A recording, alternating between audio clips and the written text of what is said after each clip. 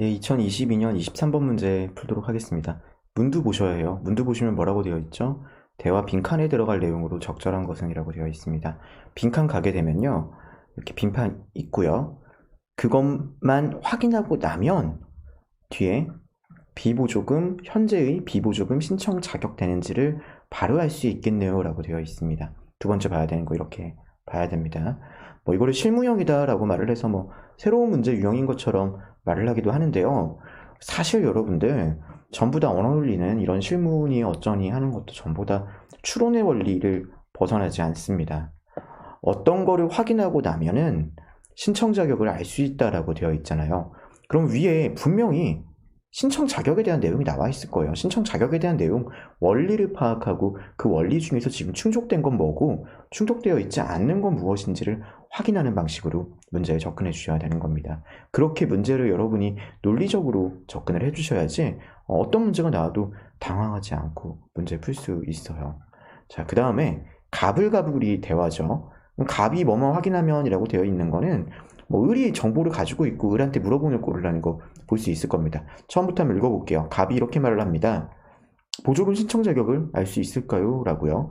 이게 이제 세 번째로 위로 올라가서 신청 자격에 대한 원리를 물어보는 부분이구나 라고 생각해 주시면 돼요. 비보조금 신청 자격. 그리고 이렇게 말을 해요. A 보조금과 똑같습니다 라고 말을 하네요. 그리고 뭐 블라블라라고 되어 있는 겁니다. 그리고 얘를 여기를 열심히 읽는 게 아니에요. 충족했나 안 충족했나가 중요한 거예요. 민원인 자격 요건에 변동사항 없다. 그럼 위에 보니까 민원인이 어떤 상태였는지 봐주셔야죠. A보조금을 수령했다라는 거죠. A보조금을 신청했던 사람인 거예요. 다시 말해서 그 외에 그 자격은 A보조금 신청에 대한 자격은 갖췄다라는 걸 볼 수 있습니다. 그러면 이제 여기 부분은 이제 볼 게 없는 거죠. 그 외에 다른 제한 사안을 보는 겁니다. 대상자 요건을 충족했더라도 전년도에 부정한 방법으로 A보조금 수령했다고 판정될 경우에는 B보조금 신청할 수가 없다. 아, 그러면은 뭐 알아야 될까요? 만약에 아래쪽에 그 내용 나와 있지, 뭐 관련된 내용이 나와 있지 않으면 보조금 부당한 방법으로 신청했는지 여부가 나와 있어야 합니다. 다른 거 있는지 보니까 이번에는 다만이라고 되어 있어요. 다만 부정한 방법으로 해도 뭐 하면 된다고요?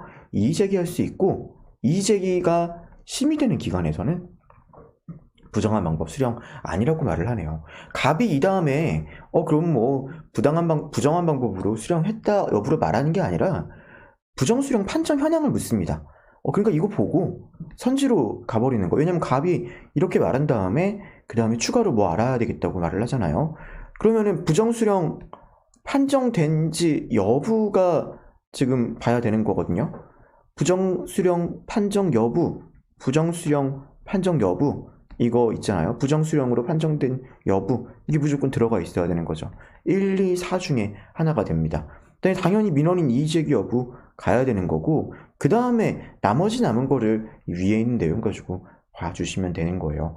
부정수정 판정은 지금 15건 있었는데 그 중에서 11건 이의제기 들어왔고 지금 여기서 뭐죠? 이의제기가 받아들여지면은 그거는 문제가 없는 거예요. 근데 여기서는 뭐라고 되어 있냐면요.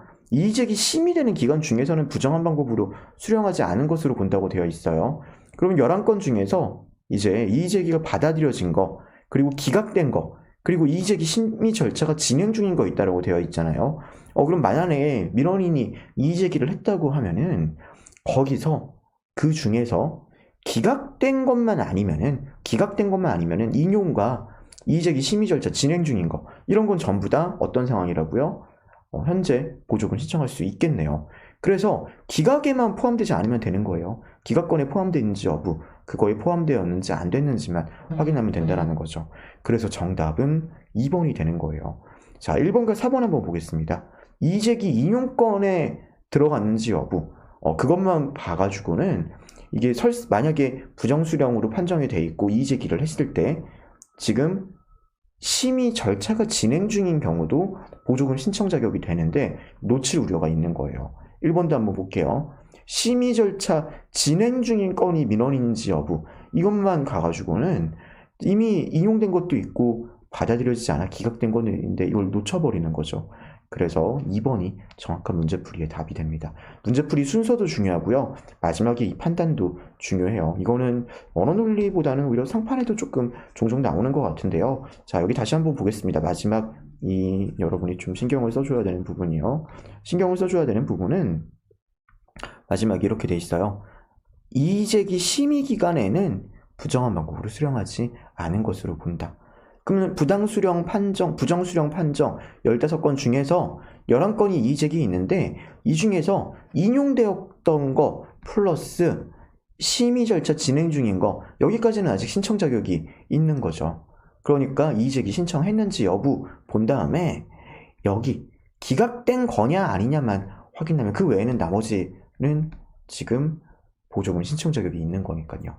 이 사고는 사실 자료 해석에도 많이 나오는, 상판보다 자료 해석에도 많이 나오는 사고인 것 같아요. 이 사고 제대로 숙지해서 문제풀이에 적용할 수 있어야 됩니다. 정답은 2번이 되어요. 실무형이라고 딱히 특별한 건 아니라는 거죠. 문제 똑같이 접근해서 풀어주시면 됩니다.